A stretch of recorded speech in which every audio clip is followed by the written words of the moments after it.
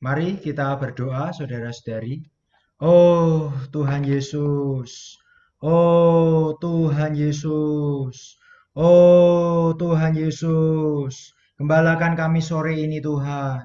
Oh, bahwa kami mengalami Engkau sebagai sahabat orang berdosa. Oh Tuhan Yesus, bila Kau terus berfirman di atas kami dengan leluasa. Oh Tuhan, dapatkan sidang penggenapan kami. Terus genapi kami Tuhan, bagaimana menggembalakan. Oh Tuhan, dengan Injil penggembalaan yang tertinggi, membawa orang datang kepada Tuhan, membawa orang mendapat Tuhan. Terima kasih Tuhan. Amin. Puji Tuhan, saudara-saudari, kita memasuki sesi pertama di dalam sidang penggenapan, jalan yang ditetapkan Allah. Saudara-saudari, di sesi yang pertama ini kita bersama-sama memasuki bahan penggembalaan Injil tertinggi, berita atau pelajaran ke-13 dengan judul Yesus adalah teman orang berdosa. Puji Tuhan. Saudara-saudari, dasar ayatnya diambil di dalam Matius pasal 11 ayat 19. Mari kita baca bersama-sama Matius 11 ayat 19. Kemudian anak manusia datang, ia makan dan minum, dan mereka berkata, "Lihatlah, ia seorang pelahap dan peminum, sahabat pemungut cukai dan orang berdosa. Tetapi hikmat Allah dibenarkan oleh perbuatannya." Amin, puji Tuhan. Oh, saudara-saudari, mari kita doa bacakan ayat ini. Ya, dimanapun kita berada, mari kita membuka mulut kita mendoa bacakan Matius 11 ayat 19. Amin. Oh, kemudian anak manusia datang.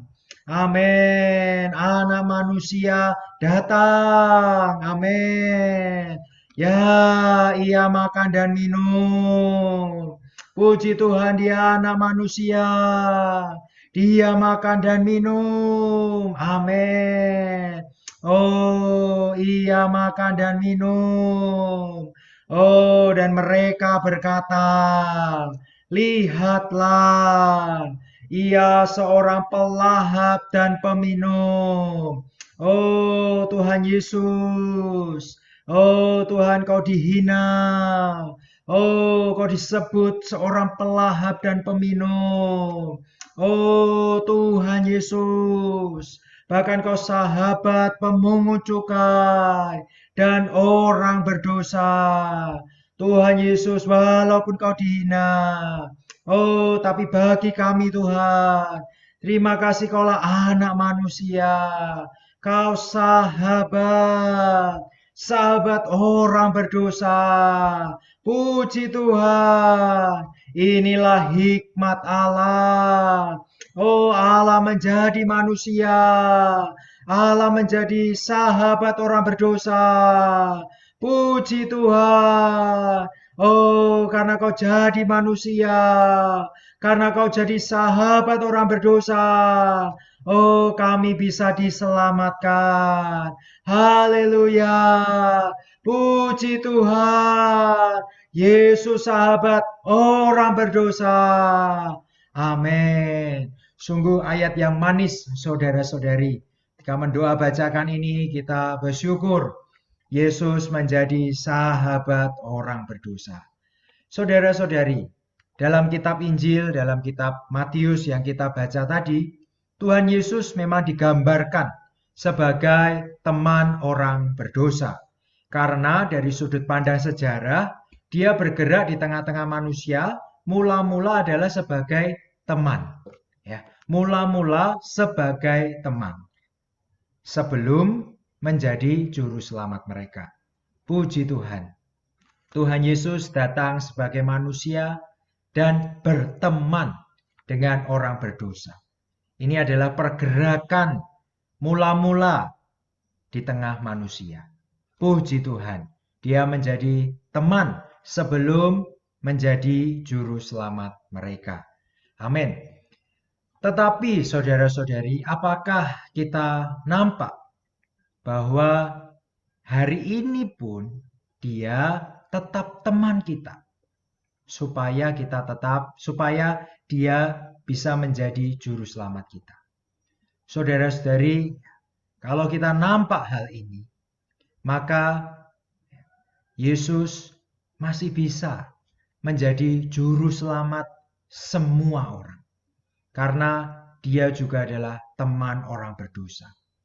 Dan hari ini kita melihat tidak ada yang berani mengatakan saya tidak berdosa. Banyak manusia hari ini masih terjerat, masih diperhamba, diperbudak oleh dosa. Puji Tuhan, hari ini dia tetap sama. Dia adalah teman orang berdosa. Ya, dia menjadi teman supaya bisa menjadi juru selamat kita. Puji Tuhan. Mari saudara-saudari kita baca kalimat ini. Silahkan saudara-saudari baca di rumah masing-masing. Amin. Kita baca bersama-sama. Dia datang kepada kita sebagai teman supaya kita bisa tanpa hambatan bertemu dengan dia secara pribadi. Dan pintu anugerah keselamatan terus terbuka bagi kita untuk menerima dia sebagai juru selamat. Haleluya. Puji Tuhan. Saudara-saudari, hari ini dia tetap sebagai teman supaya tanpa hambatan kita bisa bertemu dengan dia secara pribadi. Dan ketika kita bertemu dengan dia, maka pintu anugerah keselamatan itu terbuka. Dia bisa masuk ke dalam kita, dia bisa berjumpa dengan kita, dan dia akan membawakan keselamatan untuk kita. Saudara-saudari, sangat manis. Ya, ini adalah hubungan yang sangat intim, hubungan yang sangat dekat. Puji Tuhan untuk Yesus sebagai teman orang berdosa.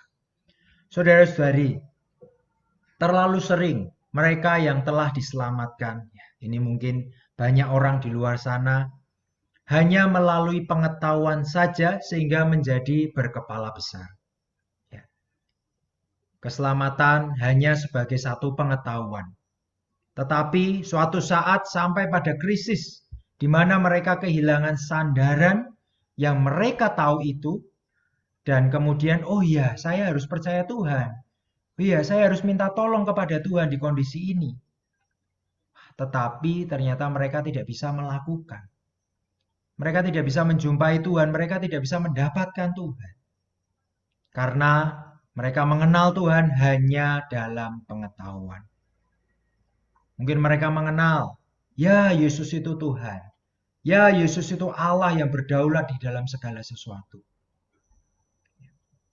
Tetapi mereka kurang pengalaman bagaimana memiliki hubungan yang intim dengan Tuhan, menjadikan Tuhan sebagai sahabat dan teman mereka.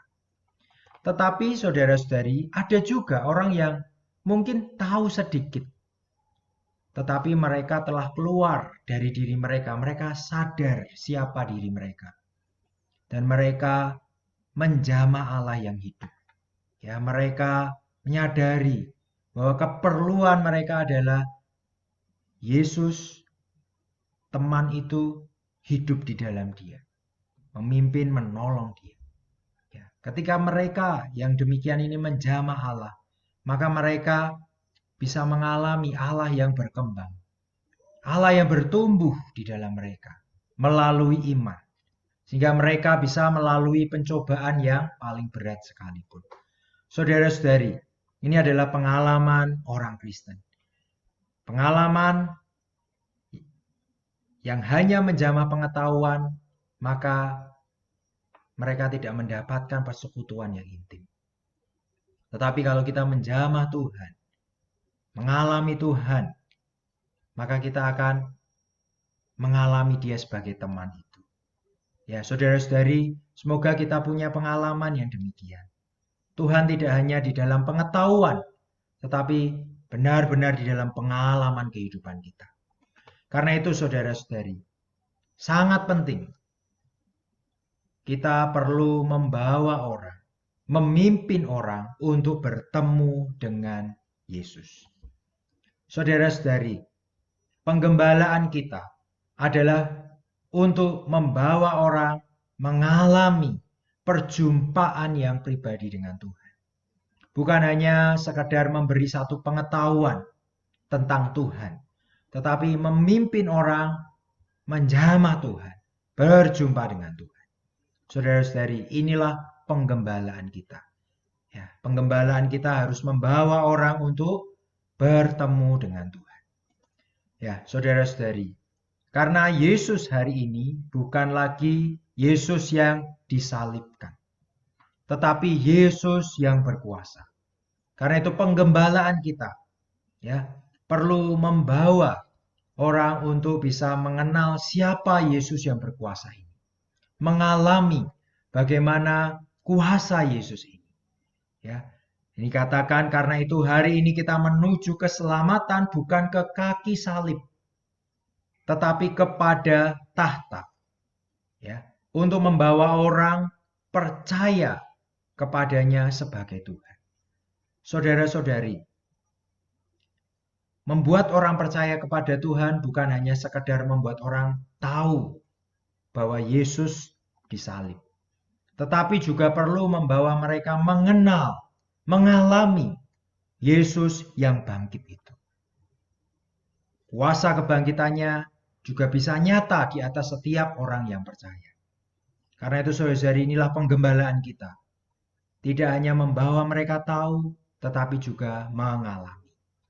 Saudara-saudari, keselamatan ya yang Tuhan rampungkan di atas kayu salib adalah untuk menebus kita. Penebusan ini dijamin oleh Tuhan Yesus di salib 2000 tahun yang lalu. Salib itu telah rampung, telah diselesaikan oleh Yesus. Tetapi keselamatan kita ya hari ini tergantung dari percayanya kita kepada penebusan itu. Keselamatan kita terletak pada penebusan itu. Penebusan itu sudah dirampungkan sekali untuk selamanya. Apakah kita percaya ini? Apakah kita percaya Dia yang telah mati dan Dia yang telah bangkit? Saudara-saudari, kita perlu membawa orang untuk percaya demi iman, dengan iman, menerima keselamatan ini. Saudara-saudari, keselamatan merupakan pengalaman pribadi dan subjektif. Ya. Dan lebih bertumbuh kepada kebangkitan Tuhan daripada kematiannya. Kita tahu bersama Tuhan Yesus mati di atas kayu salib bagi kita. Tetapi apakah Dia dibangkitkan juga bagi kita? Apakah kita mengalami kebangkitannya di atas hidup kita? Ini adalah pengalaman pribadi dan subjektif bagi kita. Saudara-saudari, ketika kita menggembalakan orang, ketika kita membawa orang untuk percaya kepada Yesus, kita perlu membawa orang tersebut memiliki pengalaman yang pribadi dan subjektif terhadap Tuhan. Jika saudara-saudari membaca buku Injil Penggembalaan yang tertinggi ini, saudara kita memberi satu kesaksian. Ada seorang yang sangat keras, ada seorang yang tidak percaya Injil, disuruh berdoa. Saya harus doa untuk apa? Saudara-saudari, saudara kita hanya mendorong, katakan kepada Tuhan apa yang menjadi kebingungan, apa yang menjadi kesulitan, apa yang membuat kamu tidak percaya Yesus. Karena Yesus adalah sahabat orang berdosa. Mendengar perkataan ini, saudara-saudari, sejangka waktu, orang yang keras hatinya ini bisa diselamatkan. Keselamatan bukan perkara pengetahuan yang diberikan. Keselamatan bukan perkara berpindah agama. Tetapi keselamatan adalah pengalaman pribadi, persekutuan pribadi, dan subjektif. Orang bisa mengalami khasiat kematian dan kebangkitan Tuhan. Puji Tuhan. Semoga penggembalaan kita, saudara-saudari, memimpin orang untuk berjumpa dengan Tuhan, membawa mereka mengalami pribadi, pengalaman yang pribadi dan subjektif dengan Tuhan. Saudara-saudari, kematian Kristus diperlukan untuk penebusan secara objektif. Sudah dirampungkan oleh Tuhan. Sudah dikerjakan oleh Tuhan. Tetapi untuk keselamatan, ya, di dalam perjanjian baru memberi penekanan kepada iman dalam kebangkitan. Ya, karena kebangkitan adalah bukti dari kematian yang sudah diterima. Saudara-saudari, maksudnya di sini adalah jika kita hanya menerima kematian Tuhan, ya, maka kita hanya akan melihat kesedihan, hanya akan melihat satu kondisi yang tidak ada kelanjutan. Ya. Dan mungkin juga akan membuat kita itu sayang diri. Ya, kematian Kristus sudah dirampungkan. Yang menjadi pertanyaan, apakah Kristus dibangkitkan di dalam kita? Apakah Kristus yang mati itu, yang telah melewati kematian itu, yang telah menjadi roh pemberi hayat itu, menjadi berkat bagi kita? Kita terima sebagai keselamatan kita. Menerima kematian Yesus satu sisi. Menerima kebangkitan adalah langkah berikutnya.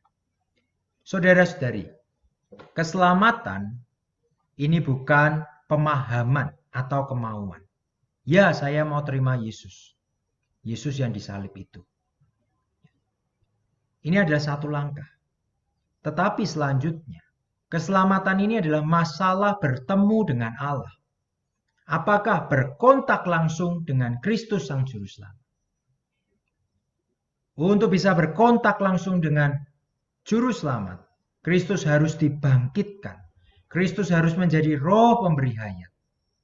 Dan kita harus menerima roh itu. Saudara-saudari, ini bukan perkara pemahaman. Bukan perkara kemauan. Tetapi apakah kita berkontak dengan roh pemberi hayat itu? Karena itu saudara-saudari, kita perlu memimpin orang untuk bisa berkontak dengan Kristus Sang Juru Selamat. Nah, bagaimana orang itu bisa berkontak dengan Yesus Sang Juru Selamat? Ya, di sini ada satu syarat, ya. Yang Allah tuntut dari manusia adalah hati yang jujur dan baik. Saudara-saudari, bukan perbuatan yang jujur dan baik, tetapi lebih kepada hati. Bagaimana maksudnya ini? Hati yang jujur dan baik. Ya. Tidak masalah apakah seorang itu ingin atau tidak diselamatkan, ya. Ingin atau tidak ingin diselamatkan. Tidak masalah. Jika dia mengerti atau tidak mengerti juga tidak masalah. Asalkan dia siap untuk jujur kepada Allah tentang hal itu, Allah siap bertemu dengannya. Saudara-saudari, hati yang jujur, ya, seperti kesaksian tadi, ya, orangnya keras, tidak bisa terima Injil. Saudara kita juga tidak paksa untuk terima Injil, hanya perlu terbuka saja, berdoa kepada Tuhan. Dia masih bertanya, bagaimana doanya? Doakan apa yang menjadi ketidakpercayaanmu. Doakan apa yang menjadi kebingunganmu. Sampaikan kepada Yesus. Ketika dia terbuka, dia jujur. Tuhan, aku tidak kenal Engkau. Untuk apa aku percaya Engkau? Ya, mungkin doanya seperti itu, ya. Saya tidak mau kenal Engkau, Tuhan. Untuk apa saya harus percaya Engkau? Hati yang terbuka, hati yang jujur ini, ya, adalah jalan Tuhan untuk bisa bertemu dengan orang itu. Karena itu saudara-saudari, bukan masalah orang itu ingin atau tidak, mengerti atau tidak, bukan. Ya, tetapi kita harus berdoa supaya hati orang tersebut jujur dan baik. Ya. Mungkin di luar perbuatannya tidak baik, mungkin dia orang jahat, dia orang berdosa, mungkin. Ya. Kita tahu bersama Tuhan Yesus disalib Ya, di kanan kirinya ada penyamun. Tetapi penyamun itu juga beroleh selamat. Mengapa? Karena dia jujur, diakui ya. Dia orang berdosa, diakui. Dia bersekutu dengan Tuhan di atas kayu salib itu. Hatinya jujur dan Tuhan menyelamatkan. Ya, saudara-saudari, kondisi dasar dari keselamatan orang berdosa bukanlah percaya dan bertobat saja, tetapi hanya kejujuran hati terhadap Allah. Saudara-saudari, karena itu kita perlu berdoa sungguh-sungguh, ya, supaya hati setiap sasaran Injil, setiap orang yang belum percaya Tuhan, ya, hatinya dilembutkan, ya, hatinya jujur terhadap Tuhan. Ya, pastinya kejujuran ini akan memberikan terang. Terang ini akan memberikan kepercayaan dan pertobatan. Ya, kepercayaan di mulut, pertobatan, perbuatan, ya, semuanya didasari dari kejujuran hati. Karena itu saudara-saudari, kita perlu berdoa supaya Tuhan melembutkan hati. Sehingga hati setiap orang yang belum percaya Tuhan menjadi hati yang jujur. Hati yang terbuka kepada Tuhan. Amin. Saudara-saudari, mari ya kita mendorong setiap orang berdosa berlutut ya dengan hati yang jujur dan berdoa. Memberitahu Tuhan dengan terus terang di mana ia berdiri. Saudara-saudari, dia teman orang berdosa. Dimanapun posisi orang berdosa itu, mungkin dia malu, mungkin dia keras, mungkin dia sudah tidak ada rasa, sudah tidak ada hati mungkin. Ya, sudah tidak mau bertobat, sudah sepertinya hambar terhadap Tuhan. Ya. Kita harus ingatkan, Yesus adalah teman orang berdosa. Yesus adalah teman. Dimanapun kamu berada saat ini, dia siap menjadi temanmu. Mari hati terbuka. Mari jujur akui di hadapan Tuhan. Memberitahu Tuhan dengan terus terang. Bagaimana kondisi Anda hari ini? Bagaimana kondisi dia hari ini saat ini? Mari saudara-saudari kita berdoa supaya setiap sasaran Injil orang-orang yang belum percaya kepada Tuhan bisa sampai di tahap ini. Dia tahu di mana kondisinya saat ini dan dia mengundang Yesus untuk datang di kondisi dia hari ini. Amin. Dalam Kisah Para Rasul 10 ayat 4, malaikat itu berkata kepada Cornelius, ya, orang yang saat itu juga belum percaya sepenuhnya ya pada Tuhan. Cornelius, semua doamu dan sedekahmu telah naik ke hadirat Allah dan Allah mengingat engkau. Ya. Saudara-saudari, di sini kita melihat bahwa Allah kita adalah Allah yang mengingat. Ya. Mengingat ini juga bisa dikatakan mendengar. Ya. Mendengar, memperhatikan apa yang menjadi doa. Saudara-saudari, Cornelius ya adalah seorang perwira pasukan yang disebut pasukan Italia. Ya. Ia saleh, ia serta seisi rumahnya takut akan Allah. Dan ia memberi banyak sedekah kepada umat Yahudi dan senantiasa berdoa kepada Allah. Kita melihat di sini ada seorang yang demikian. Dan ketika dia berdoa, dikatakan Allah mengingat engkau. Saudara-saudari, ini juga perlu menjadi doa kita bersama-sama ya. Tuhan, ingat saudara A, ingat saudari B. Ya. Mereka perlu keselamatan. Tuhan, Dapatkan hati mereka. Dapatkan situasi kondisi mereka. Dan kita tahu pasti Allah adalah Allah yang mengingat. Saudara-saudari, jika ada seruan yang tulus dari hati, Allah mendengar. Semoga saudara-saudari kita membimbing orang yang belum percaya Tuhan, yang masih ragu akan Tuhan. Baik-baik untuk menyeru nama Tuhan. Dari hatinya. Terbuka, terus terang, jujur di hadapan Tuhan. Hati seorang berdosa dapat menjamah Allah. Ini semoga menjadi tenaga kita ya. Kita mau memberitakan Injil, kita mau merawat, menggembalakan orang. Mari ajak orang untuk berseru kepada nama Tuhan. Seru dengan tulus dari hati. Dan Tuhan pasti mendengar. Baik, saudara-saudari, juga kita tahu bersama di dalam Kisah Para Rasul 2 ayat 17. Dalam perkataan Yoel yang dikutip oleh Petrus. Dan siapa saja yang berseru kepada nama Tuhan akan diselamatkan. Apakah ini bisa terjadi? Bagaimana hal ini bisa terjadi? Apakah kita percaya dengan hal ini? Saudara-saudari. Langsung di dalam Kisah Para Rasul 2 ayat 21 dikatakan, Aku akan mencurahkan rohku ke atas semua manusia.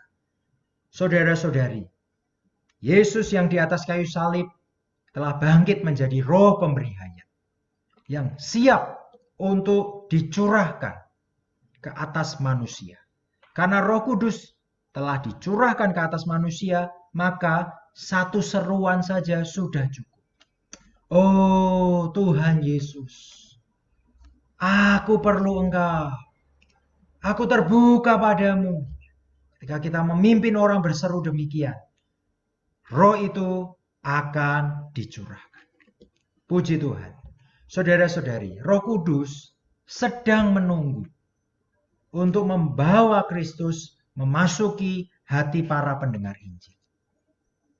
Saudara-saudari, kapan kala kita membawa orang menyeru nama Tuhan, membawa orang berseru terbuka kepada Tuhan, Roh Kudus siap untuk membawa Kristus memasuki hati setiap orang yang berseru. Puji Tuhan. Roh Kudus siap sedia. Karena itu kita perlu membawa orang berkontak kepada Tuhan. Memimpin orang berjumpa dengan Tuhan, menyeru nama Tuhan. Saudara-saudari, biarlah ada seruan dari hati kepada Tuhan. Dan pada saat itu roh akan masuk dan memulai pekerjaan transformasinya. Mari saudara-saudari, kita biarkan roh itu masuk dalam hati mereka, memulai pekerjaan transformasi. Dan akan ada keyakinan, pertobatan, dan iman. Inilah yang disebut dengan kelahiran baru. Kelahiran baru adalah roh itu masuk ke dalam hati setiap orang percaya. Memulai pekerjaannya, ya, membawa satu keyakinan, membawa satu pertobatan, dan membawa iman. Saudara-saudari, sungguh ajaib pekerjaan Allah hari ini.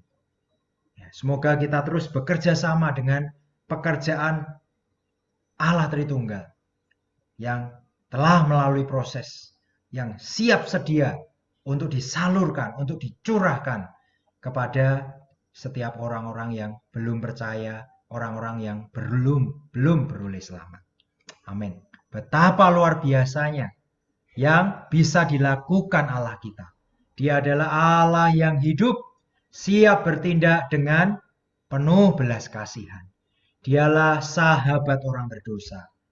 Dia tahu di mana posisi orang itu, kondisi orang itu, dan dia siap bertindak dengan penuh belas kasihan. Saudara-saudari, ya, semoga pemberitaan ini menjadi dorongan untuk kita. Ya, Saudara-saudari, ada satu kidung yang baik ya di kidung 734 ya. Saudara-saudari, Injil adalah percaya dan menerima. Saudara-saudari, semoga penggembalaan kita adalah penggembalaan yang membawa roh itu masuk ke dalam setiap orang yang belum percaya. Sehingga mereka bisa percaya dan menerima. Amin. Saudara-saudari, mari kita bersama-sama ya berkidung kidung 734 ini. Mari kita barakan roh Injil ya, kita barakan saudara-saudari semangat memberitakan Injil, semangat membawa orang berkontak dengan Tuhan. Karena roh itu sudah siap sedia. Begitu orang itu terbuka, oh Tuhan Yesus, roh itu langsung masuk. Dia langsung bisa menerima Tuhan dan dilahirkan kembali. Amin. Mari saudara-saudari kita menyanyikan kidung ini dengan sukacita ya, di rumah masing-masing dengan kondisi di mute, tetapi tetap mulut kita terbuka ya, di rumah kita barakan Injil. Saudaraku, siapa ya? Orang tuaku, adikku, keluargaku, ada yang belum beroleh selamat. Aku mau beritakan Injil kepada mereka. Amin. Puji Tuhan.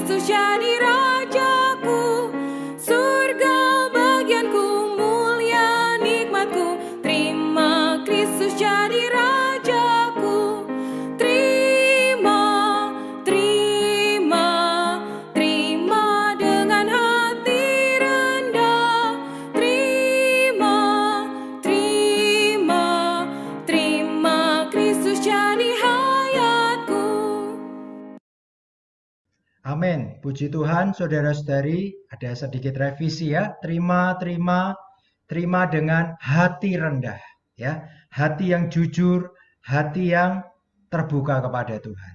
Terima Kristus jadi penolongku, jadi hayatku. Puji Tuhan, saudara-saudari. Selanjutnya kita akan memasuki sesi yang kedua. Puji Tuhan. Amin.